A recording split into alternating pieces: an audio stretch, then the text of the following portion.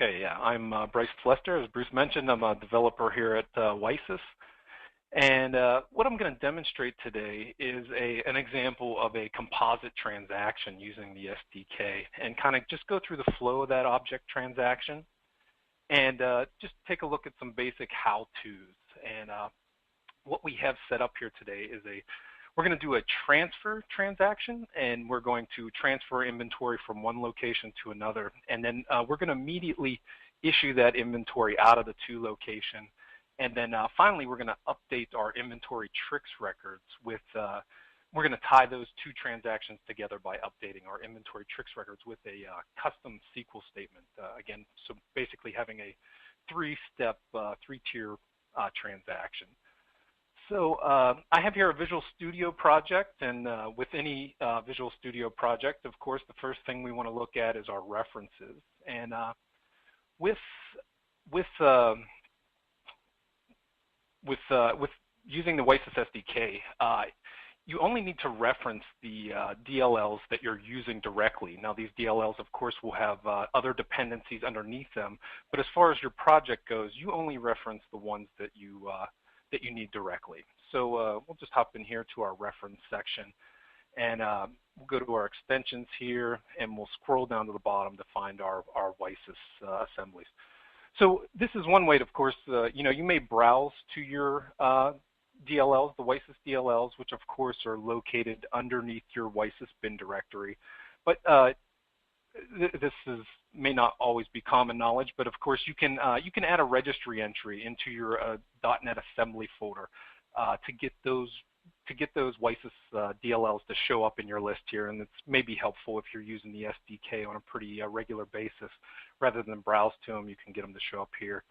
And we actually have on our support site, you can find it underneath the SDK link here, and we'll go through and it'll show you exactly where to add a reference to your WiSys bin folder, and it links back to the MSDN article if you need some more information on that.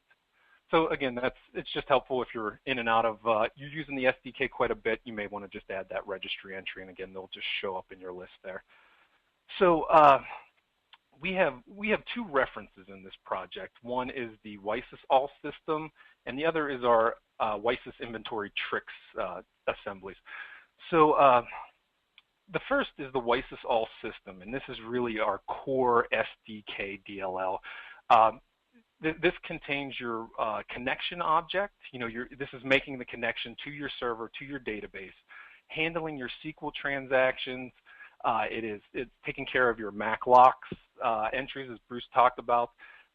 It also knows your Macola version, so things like whether you're on progression or ES, and holds some settings specific to this. So every project that you use the WiSys SDK, you of course are going to have the all system DLL. The other one is the inventory tricks, and in this case, this is going to be used for our transfer and issue transactions that we're going to do as part of this composite. And just real quick on some of the naming conventions, you'll see here like we have IM and IM tricks, OE tricks, manufacturing tricks. The ones with the TRX suffix on them are typically, those are your transactions. So in this case, your transfer, your issue, your receipt, your quantity adjustments, things like that. And the ones without the suffix, like an IM, these are typically your table-based operations. So if you want to read the item master or inventory location, or do an update or delete, your create, read, updates, and deletes, you'll find those in those assemblies. Okay, so I know a lot of you, like we mentioned, we moved in version 5.62. We recompiled our objects into the .NET 4 framework, and that's the difference between the 4.1 and the 3.0 objects.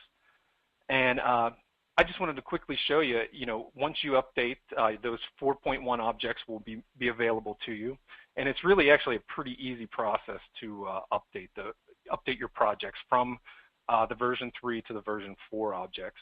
And the good news is, of course, it's backwards compatible. All the method signatures have remained, are intact, so you don't have to worry about backwards compatibility. And of course, the good thing is that the version 4 objects are where you're going to find all of your enhancements, your new features, any updates, patches, and so on are going to come in those 4.1 objects.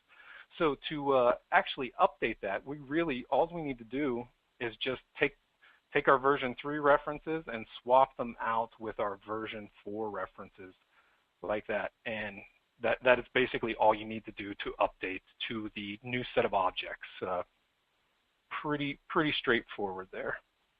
Okay, so at this point, we're going to talk a little bit about the flow of an SDK transaction. And first and foremost is your connection info object.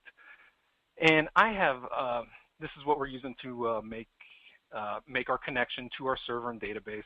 And in this example, I have just basically a simple UI screen here. You know, for the most part, I'm sure you'll handle this behind the scenes, but in this case, I'm just going to pop up a simple UI.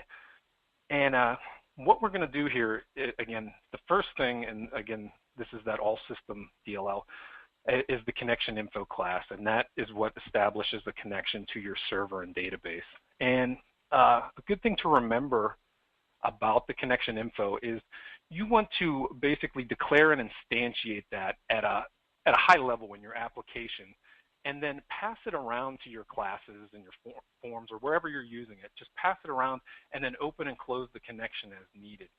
And the reason for this is that there's a lot of overhead in instantiating this object. So, you know, imagine you're you have some sort of looping process or something like that where you're doing just literally thousands of transactions or something. You would take a major performance hit by instantiating this connection info object over and over again. So best practice, I would say, is to, you know, declare and instantiate it at a high level and then just pass it around from class to class, opening and closing the connection as needed. So let's just actually start to run this application here, and we'll see what, we'll step through some code so you can look at. So in this example here, we're just going to set our server and our database, and that's really all we need to make a connection. And the first method that you would need to call off of that connection info is the parameters method, and this is what you pass your server and database to. Now you will find there are some overloads to this where you have your username and password available, and you don't want to use those. Those are for legacy. Those are there for legacy purposes and have no benefit using those whatsoever. As part of the WiSys product updater, we install a SQL Server user on your SQL Server. So it uses the WiSys SDK uses that WiSys user when it performs transactions. So there's no benefit whatsoever to passing in a username or password. You also have the option to pass an application name as an overload to this. And by default, we set it as Mac MSS, which is also what Macola uses. And if I understand it right, that Macola actually has some cleanup routines that are based off of this application name. So by default, we're using it, so it would actually get picked up in those, that cleanup routine would also apply to the WiSys SDK. So in this example here, I'm just, so I set my parameters method, and the next thing I'm going to do is just, I'm just going to do a quick open and close connection just to make sure I got my right server and database credentials. And another good point to make here is the return value coming off of the WiSys SDK methods. The majority of WiSys SDK methods have a return value, are functions, and have a return value of an integer. And they also have this reference parameter, which is a return message. When you make a method call to WiSys, you always want to check that return value. And the reason being is that if anything goes wrong inside of that method call, we're going to kick back a return code to you. So you always want to evaluate that to see if it was successful or not. And we have an enumerated set of return codes here, and you can actually see there's quite a bit in here. You really only need to be concerned with 3 of those. And the first, of course, is successful, which equates to a value of 0. And that basically means, hey, the method processed as expected, and you can go about your business. The other one is failed, which equates to a -1 value here. And what failed means is it can mean quite a bit. It can mean that a business rule was violated. It could mean that there's some sort of connection issue. It could mean there's some data inconsistencies. Basically, anything that any type of error where you would get a -1 means something was out of whack, and you need to stop, evaluate that message, and for the most part, roll back your transaction and restart or retry. And the last one is the record locked by another user. And what this means is that a MacLock record was encountered, and basically you can't go forward because there's somebody else has a record locked in Macola that you are trying to use or modify or so on. And I'll go through an example of that in a little bit here. So yeah, anytime you call a WiSys method, just make sure you're evaluating that return value. And again, if it is a -1 or something other than 0, you'll see the return message show up in your reference parameter there, and you can decide what to do with that. Okay, so what we have is we're going to set our parameters here, and we'll step down through. Like I said, we're just going to test our connection to make sure everything was good. There's our return value of 0, so we know we can move on. Anytime you open a connection, you want to make sure you close it. That's just the general rule of thumb there. Open the connection, close the connection when you're finished. So in this case, we were just authenticating that our connection was good. We're going to close this down, and we'll actually step through here. And at this point, we've determined our connection was good, and we're going to pass that connection info class that we created in our login form, and we're actually going to pass it to our transfer class again, so we're not instantiating connection info classes all over the place. We're just going to pass it around. It's closed at this point. We'll open it when needed. So yeah, we'll step in here.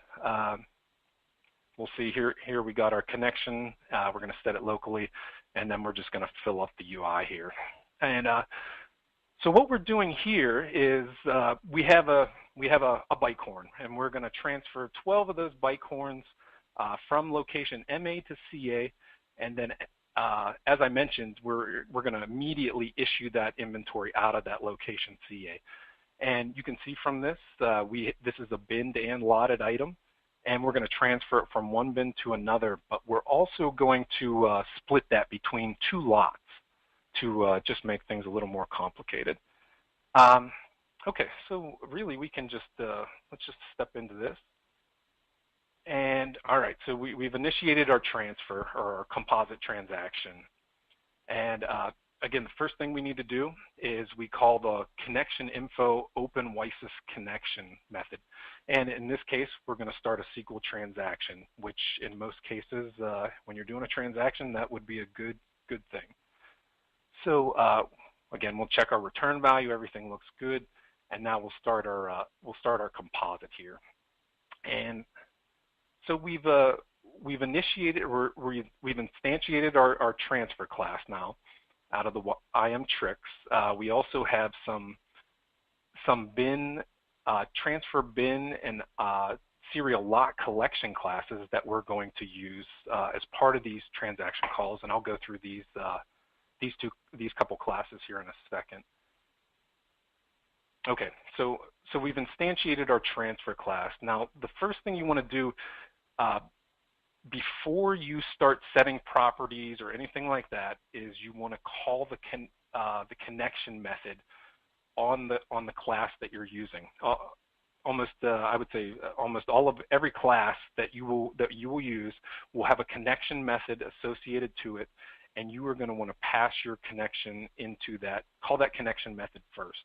And the reason being is there in a handful of situations or a handful of the classes out there, there is some setup that occurs that needs to know your Macola version, whether it's progression or EF.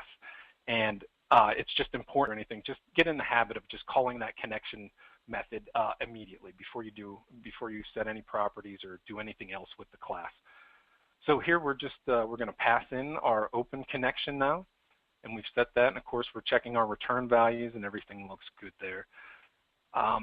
Okay, so now we're at the point where we're ready to set some properties. And most of our objects do match up pretty well with Macola as far as what is required and what is not. As you see in the UI, the SDK should match up pretty close with the same requirements that are needed. And we do a lot of defaults as well. So in this example, we have our item, our from location, our to location, and our quantity. These are really what's required by the object. And in this particular, in the transaction class, it's really, you just set all the properties that you need. In other classes, they have method parameters that contain the required requirements. So there'll be some that you just fill out the properties, some that you have all the required parameters. But either way, the SDK will, of course, throw back a -1 value on your return code and let you know that you missed a required value. So let's just step through, and as we mentioned, we're going to transfer a byte corn from our location MA to our location CA for a quantity of 12, and the username. And for those that are using audit files or creating audit records, this is a kind of a key piece that you may or may not know. We use that username to determine, in conjunction with your Macola control file value, we use that in conjunction to determine if we write the necessary audit records. So if you are doing auditing, you will want to set that username if you're doing audit records. Just if you see a username, set it. The audit record that you're expecting will be then written.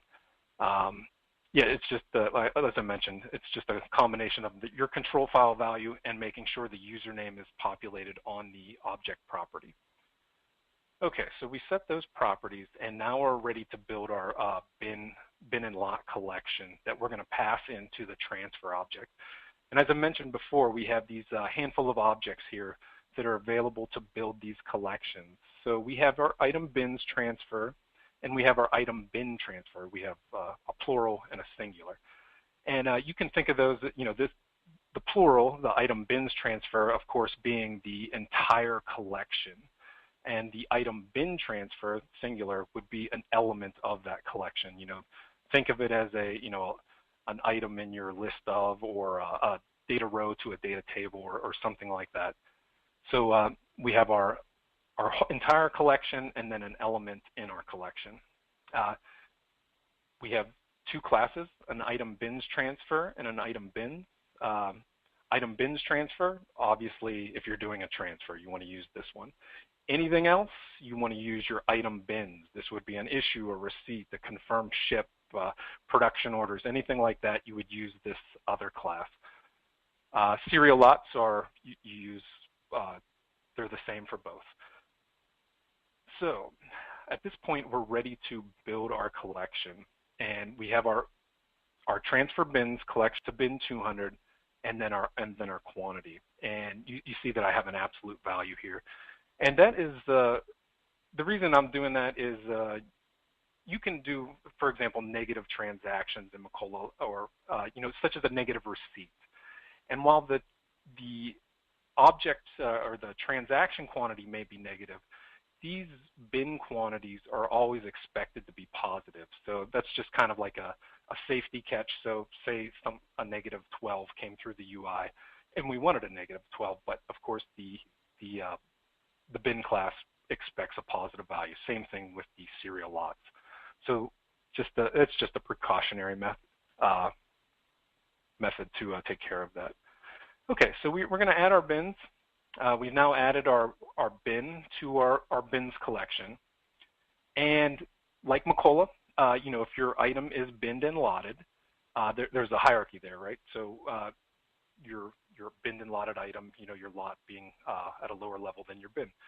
So here we handily have a serial lot numbers property or class that we can call right off of the bin. So we have our single bin element now that we've created from our add method here, and now we can associate that lot number with the bin that we're transferring from and to. So we want to take our 117 lot and associate it to that bin collection. And by doing, and again, by having that serial lot numbers class available, we make that direct association right there. So here we have a quantity of 2 that we're going to add, and off of these elements, something that might be helpful to you is there's some series of properties here that are available to you, and a good place where this might come in handy is like if you're doing a receipt for a receipt for a lotted item, for example, and you want to assign the manufacturer's serial number right at the time you receive the lot. You have those properties available to you, and that'll be written back to your lot serial master file. So that's it's just there. In this case, I'm just using the comment field just as an example. But those are available, again, handy if you're doing receipts and things like that to assign any values, expiration dates, and things like that that you need to manipulate on your own there. Okay, so we're going to go ahead and add our second lot number now, our 118 lot for a quantity of 10. And we'll just add that, and then at this point we are ready to assign that bin lot collection. All this transfer bins has our bins and lots associated, and assign it to the transfer bins property. And one other side note here is that when you have your quantities, you want to make sure that these quantities balance. So you have a transaction quantity of 12.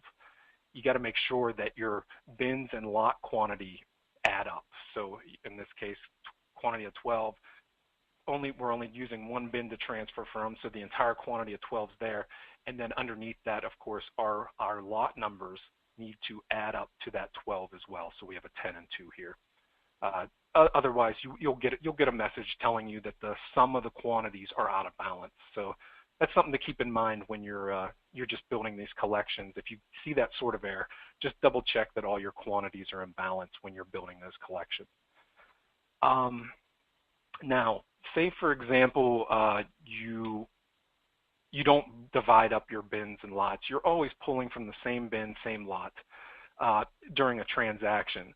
We have these properties here that are called these flat entry properties that are available on the objects that allow you to, in this case, it would be transfer the entire quantity from one bin to another in one serial lot.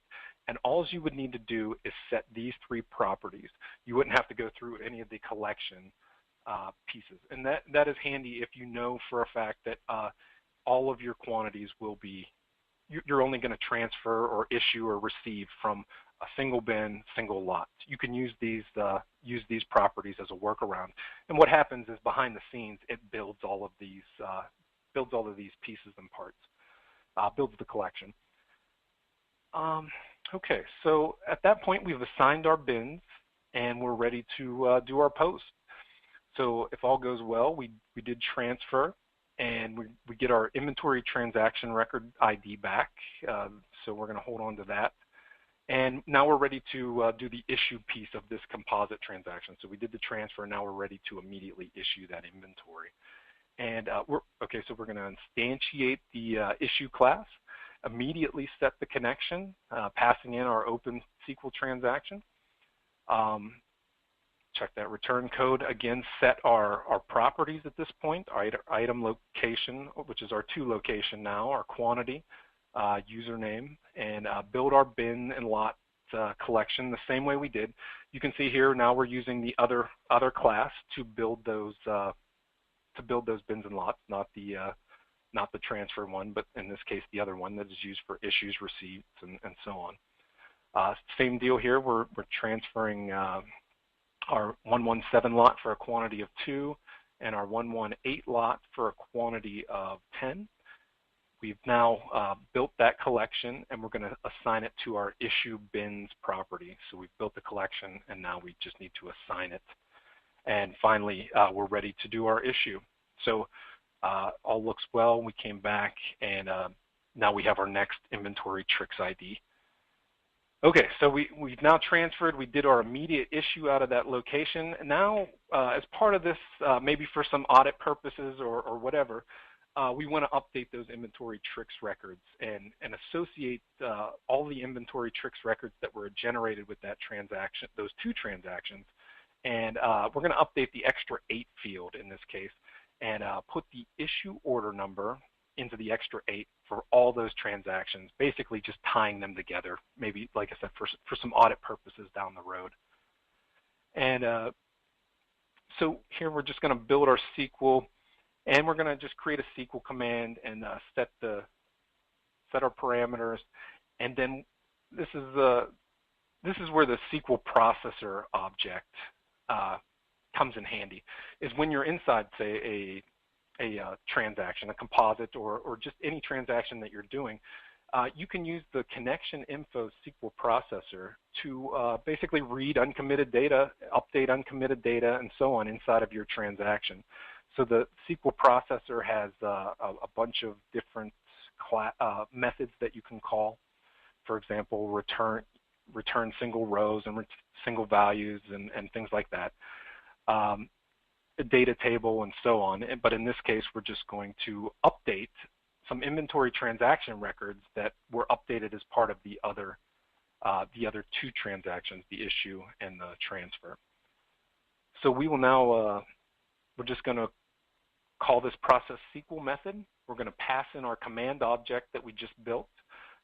We're going to tell it we're in a SQL transaction, so it knows to use our existing transaction. We won't have any SQL Server locking record issues at that point, or collisions, and we'll run that, and we have a good return value. And that will be, and so we've basically done that composite where we've transferred, issued, and updated our inventory tricks. So let's just hop over here. I think these are the 2, 6. And right, okay, so we have our 2 transfer records and our issue, and they all now have that order, that issue order number associated to them. So that is the basics of a composite transaction.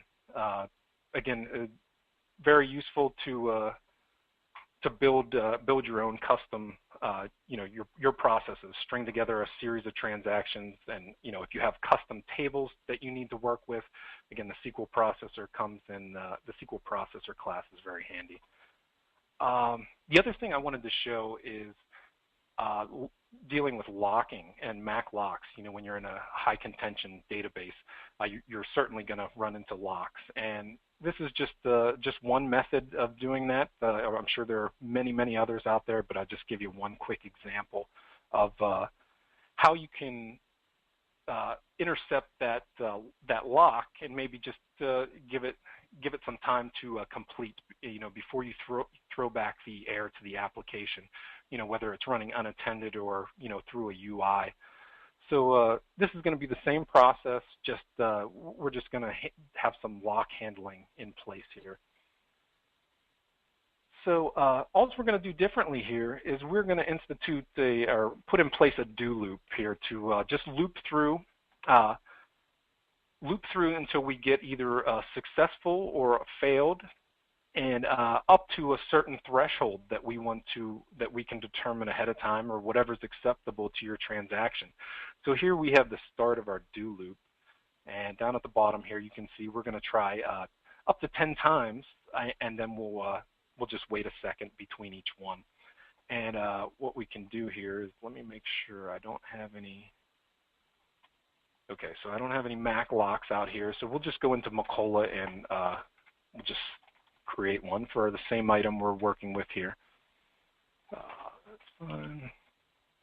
And we'll hop back over to our SQL Server window here, and you'll see that here we've just created here's your MAC lock record in Macola. And so what we're going to do is we're going to hop back to our application here, and we're going to see what happens. We're going to run through, and let me actually disable my breakpoints here.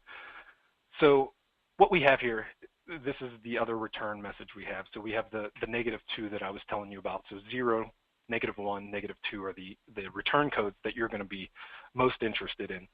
So here we have a -2, and what we're going to do here is we're just going to further evaluate that return value to see if it was actually a -2 or locked by another user. In this case, it was. So we're just going to flag this. We're going to flag this so it continues on in our loop, and we will roll back the entire transaction.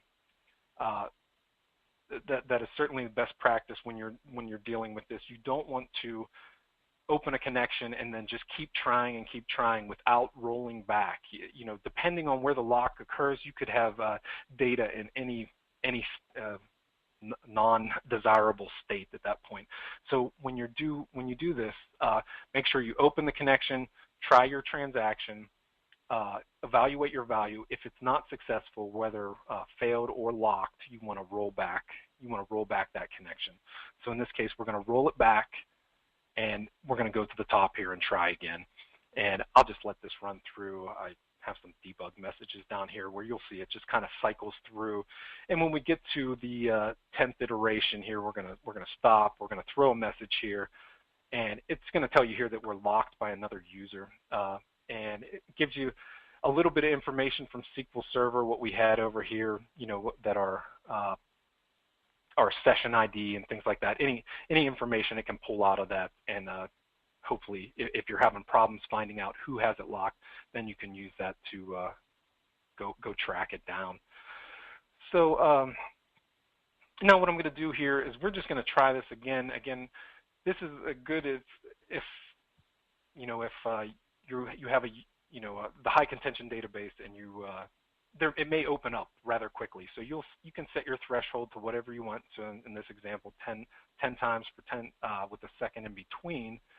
So we'll start this again, and we'll just hop over here to Macola and escape out of here, and then we'll see. Okay, after our 6th iteration here, it completed. So we didn't actually return an error to the application. We gave it a chance to complete, and you know, without generating a phone call or something like that. You know, you just basically gave it a chance to complete. And here's our new IDs here to let us know that that transaction completed. So the last thing I wanted to show is that as of build 564, we started to distribute an example application. And you can find that. So if you're up to date on your current builds, you just want to hop out to your WiSys folder and go to Objects, Examples, and it is a VB.NET project. So under there, you'll find a zip file, and in there, you'll find a solution that was built in 2010, Visual Studio. So you'll be able to open that project, and this is it right here called WiSys Examples, and I'll just show you a little bit about that and just kind of go over some of it. So this goes through a lot of the same things that we just did in this WiSys Basics. You know, we have our connection, how to handle the WiSys connections, SequelProcessor, things that you can do with it, bin and lock collections, handling Mac locks, composite transactions. We have a couple AR examples, bill of material, inventory transactions, and maintenance here. So we have you know, how to call different methods when dealing with items. Our OE one where you can do some create orders, and of course all the different order transaction types, whether you want to. We haven't fully filled it out yet, so those will be updated over time, where you'll see other examples in purchase order, production order, shop floor, and so on. So to get around in this, so these screens that you see here are just user controls. So inside of that project, if we come back here, yeah, just under your user control section here, under that example project, just go to user controls and find the screen that you want. I tried to name them pretty verbosely, I guess. So OE order transactions, and then, you know, if you want to learn how to invoice an order, just double click on the button there, and then find your invoice order, jump down to it, and then you'll see the classes, the methods that you need to call to make that object call. So hopefully that'll help you out a little bit when you're developing.